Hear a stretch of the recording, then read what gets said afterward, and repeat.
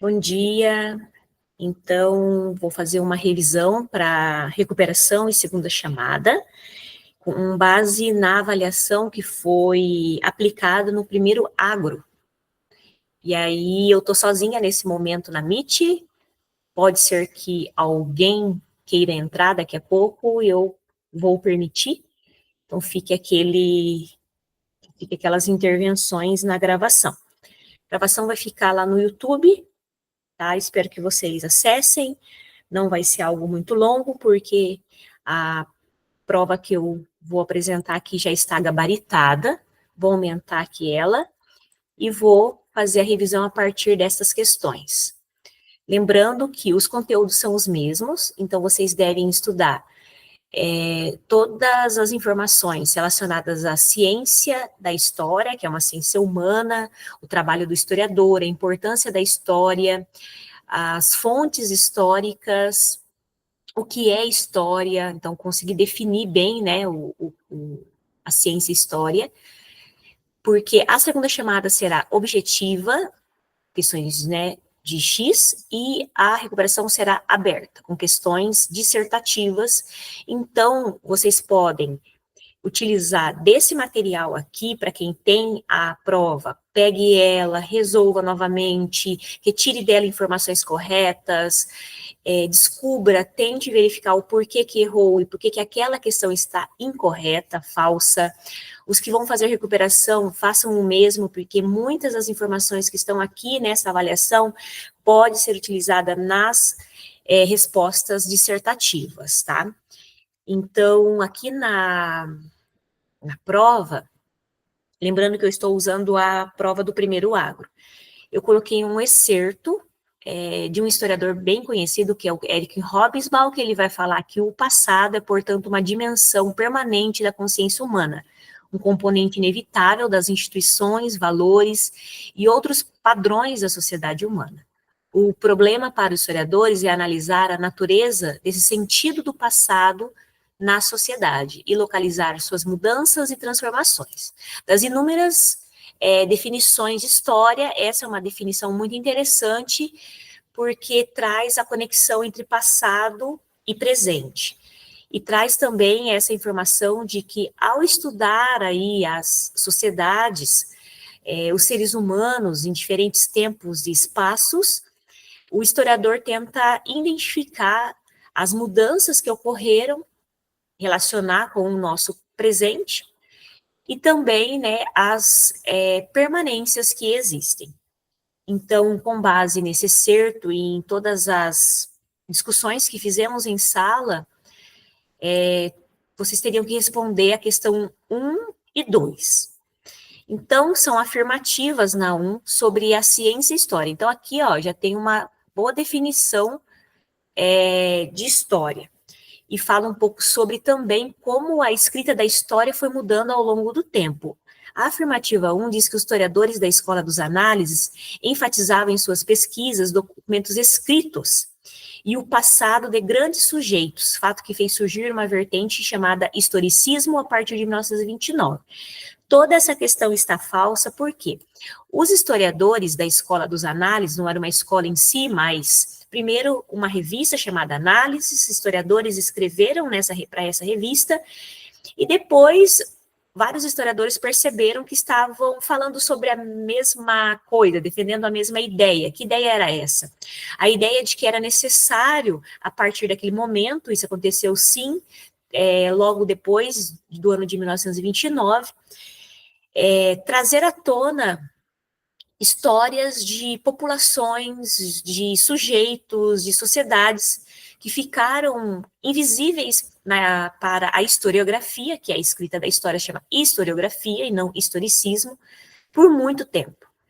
E utilizar para trazer à tona essas histórias, essas experiências humanas, por meio de diferentes fontes históricas, e não somente usando documentos escritos oficiais, mas documentos orais, visuais, e até mesmo materiais.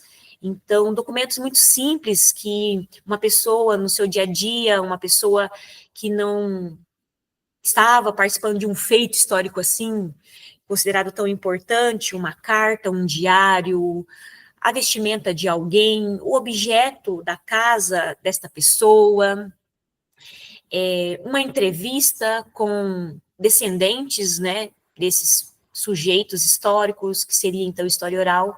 Então a escola dos análises, na verdade, ela não vai enfatizar documento escrito, ela vai fazer o contrário, ela vai trazer a possibilidade de tirar informações de diferentes fontes, fontes diversas, e não só mais as escritas. E também aqui está colocando, na afirmativa 1, que os historiadores da escola dos análises, além de enfatizarem, né, os documentos escritos, e o passado de grandes sujeitos, não, eles trouxeram à tona histórias de mulheres, histórias de sujeitos da periferia, de populações que muitas vezes não eram... não se buscavam, os historiadores antes da escola de análise não buscavam narrar e trazer aí as informações de sociedades, por exemplo, como sociedades dos povos africanos ou dos povos originários do Brasil. Então, a escola dos análises foi tipo uma revolução francesa da historiografia, inclusive tem um livro com esse título mesmo. Ela revolucionou o fazer histórico, a historiografia, porque ela possibilitou trazer informações, histórias e experiências de vários sujeitos que antes não eram enfatizados e dando vozes a diferentes fontes históricas. Então, sendo a 1 errada, eu posso descartar a letra A, por exemplo, a letra E. A 2, vou deixar a 2 porque a 2 está correta, né, porque eu já coloquei o gabarito aqui. A 3 está errada porque diz que a história é uma ciência objetiva. Não, a história é uma ciência humana. Então, sendo humana, você tem, sim, a subjetividade do historiador. Então, eu ainda falei na sala um pouco sobre isso, né? Eu, Carla, historiadora, olho para aquela fonte e retiro algumas informações. Outro historiador, que vive diferente de mim, em outro lugar, mais velho ou mais jovem, que estudou em outro lugar, que é filho de outras pessoas, que é de uma outra condição social, ele olha para a mesma fonte e vai retirar informações diferentes. Então, quando o historiador ele está analisando a fonte, claro que você precisa entender que as informações elas precisam ser conectadas a partir dessa fonte com outras fontes. Mas a relação daquele que lê, daquele que analisa, daquele que escreve a história, ela vai impactar na escrita e no resultado depois desta análise. Então, ela não é uma ciência objetiva, ela é uma ciência humana, e cada historiador, ao olhar uma fonte, por mais que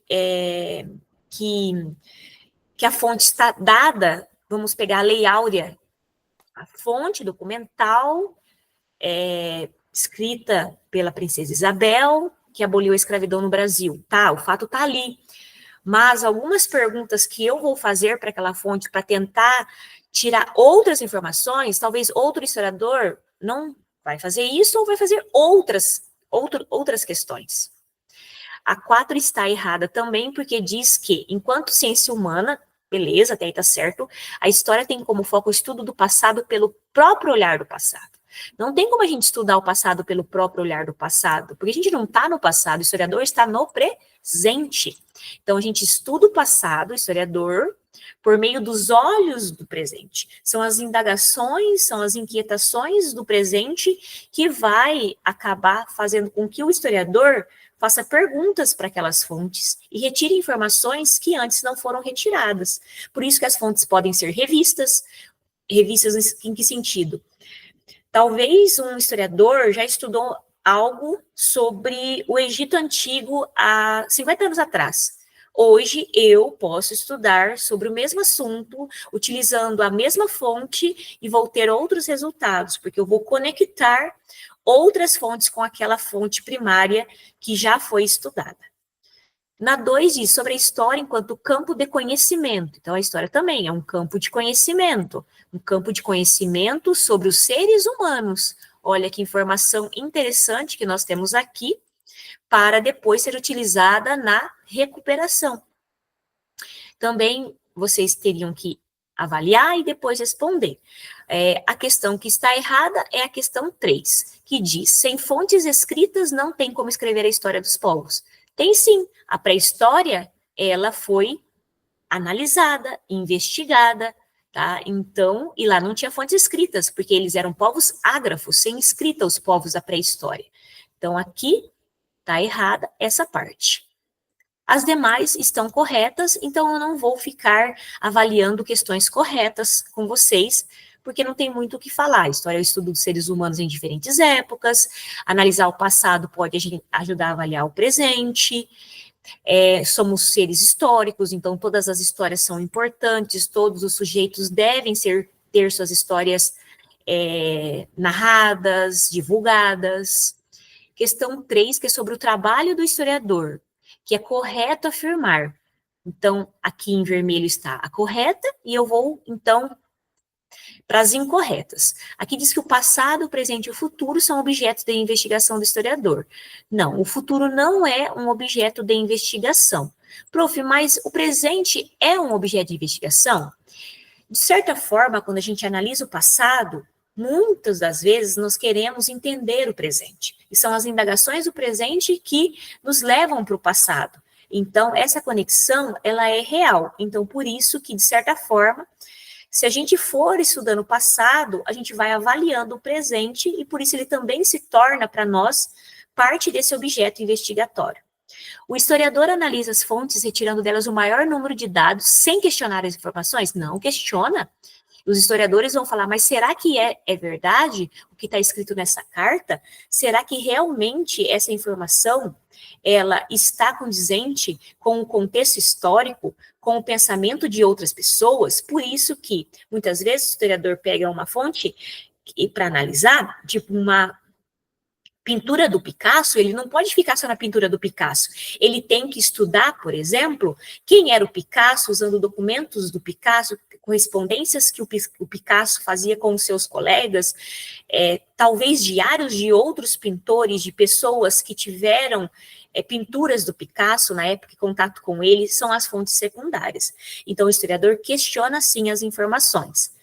Aí, a C, eu já falei nesse mesmo vídeo, um pouquinho antes, que, uma vez analisadas as fontes, a verdade histórica é compreendida, dessa forma elas não podem ser novamente estudadas. Sim, elas podem ser estudadas. E devem ser estudadas, porque é interessante a gente ter diferentes olhares sobre o mesmo assunto. A 4, o pessoal ficou um pouco receoso no começo, mas é porque talvez não entenderam muito bem o próprio enunciado da questão.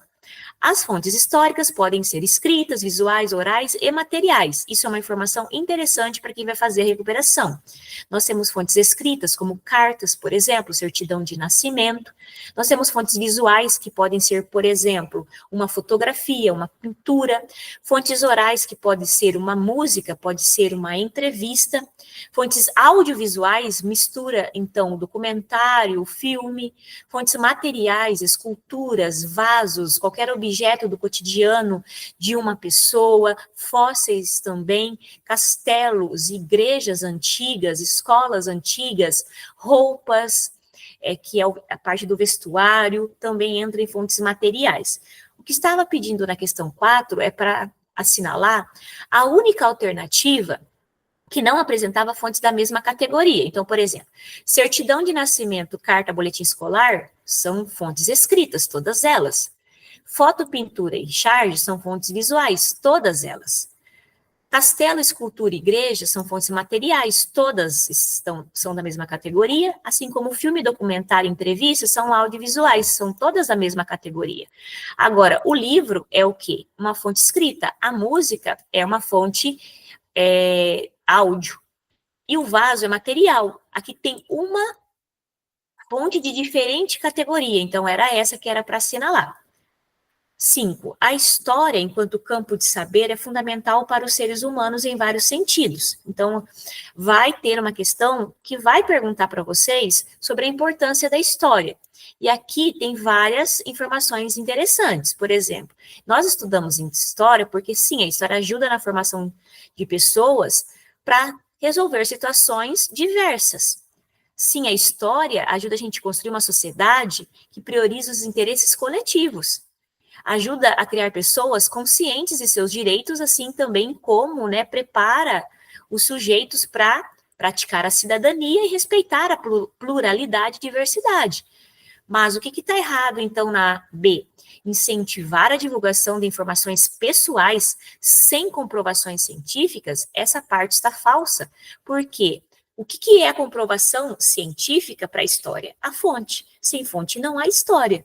Então, não tem como eu dizer que houve uma erupção de um vulcão em Malé se eu não tenho nenhuma fonte, nenhuma carta, nenhum diário ou várias fontes sobre esse fato. 6. Sobre os nossos ancestrais e suas condições. Aqui, a partir dessa parte da prova, começamos a falar sobre pré-história. Paleolítico, neolítico e idade dos metais. Povos ágrafos, o paleolítico é o maior dos períodos, o neolítico, algumas comunidades tinham se sedentarizado por causa da prática agrícola e domesticação de animais, e a idade dos metais ainda está dentro da pré-história, mas já transitando para o período da história em si e do subperíodo da antiguidade. Aqui na questão 6, pede para vocês falarem, para responder sobre a falsa. Letra A, o Homo habilis foi a primeira espécie a dominar o fogo. Não. Foi o Homo erectus, né? Já falei para vocês várias vezes, até falei em sala que ia cair essa questão. O Homo erectus foi a primeira espécie a dominar o fogo, o Homo habilis foi uma espécie anterior.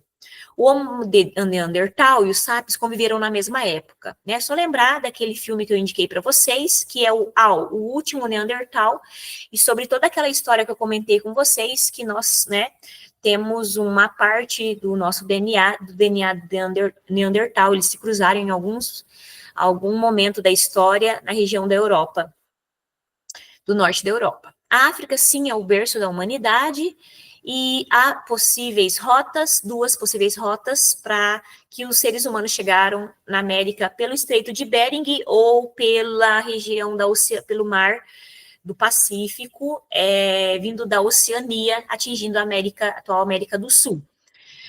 Os fósseis do Australopithecus foram encontrados exclusivamente no continente africano.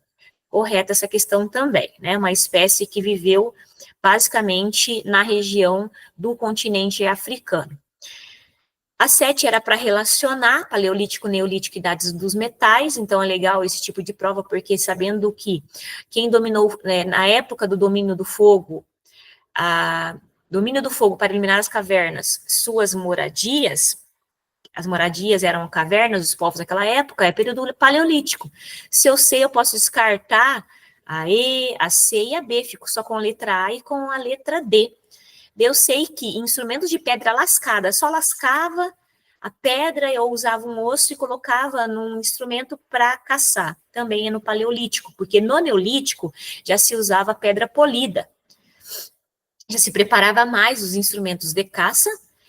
A organização das primeiras cidades ocorreu lá na Idade dos Metais, porque no Neolítico ainda viviam em pequenas comunidades, se sedentarizaram perto dos rios, mas não eram formações urbanas mais complexas, chamadas de cidades. E sim, os homens do Neolítico passaram a fixar moradias próximas a rios. Na questão número 8, pede para assinalar a correta, e a correta é a B, então eu vou falar por que a letra A está errada e as demais. Nesse período não havia nenhuma forma de comunicação entre os grupos. Claro que tinha comunicação oral e comunicação por pinturas, as pinturas rupestres. Os seres humanos nesse período residiam somente no continente africano, falso, né? No período paleolítico, eles migraram para outros territórios, que hoje seria a Europa, né, e a região da Ásia.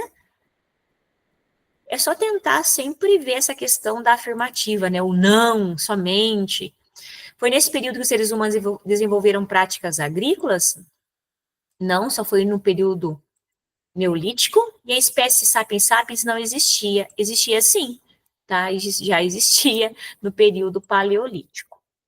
Foi fator decisivo para que os seres humanos sobrevivessem no período paleolítico foi a Revolução Agrícola. Por quê? Porque o nomadismo é do paleolítico, a utilização dos metais como o cobre e o bronze é na idade dos metais, a revolução urbana é a formação de impérios tecnocráticos, nós já estamos falando do final da idade dos metais para a idade antiga, e formação de religiões monoteístas somente no período da idade antiga, já nem era na pré-história mais.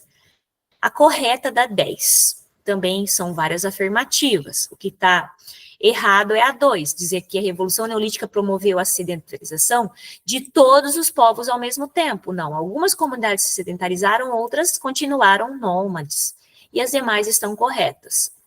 E a 11, que foi a questão mais difícil que eu trabalhei lá na sala de aula, que é o conceito de tempos históricos do Fernando Brodel.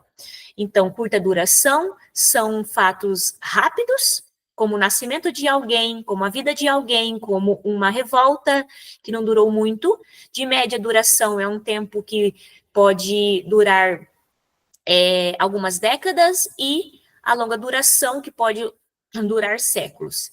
Então, seguindo esta lógica, a única alternativa seria o quê? A C, a Inconfidência Mineira, que durou aí um tempo menos de 10 anos, o ciclo do ouro, que durou várias décadas, e a colonização no Brasil, que durou aí mais de 3 séculos. Então, pela lógica, é a letra C. Creio que eu consegui rever todas as questões, que se vocês estudarem por essas